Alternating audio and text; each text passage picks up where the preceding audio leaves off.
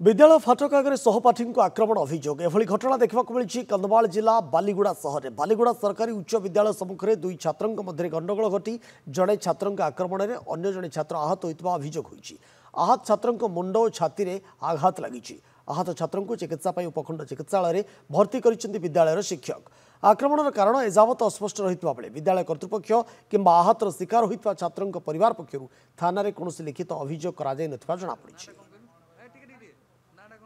मो फ्रेंड्स मान सहित छिड़ा सब कथबार्ता आम हो सी आसी मत कहला तू मो विषय कौन कहूलु तू मत बाड़े एनसी कहले तार ना मुझे विषय किसी कहनी मत कहला कि ना मत ठेला पेला कला तार मोर गोटे फ्रेंड थी सैड्रे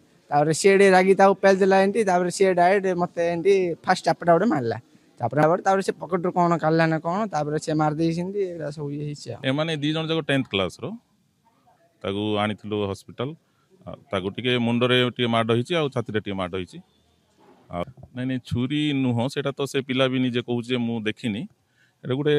कौन हो आम भी जानू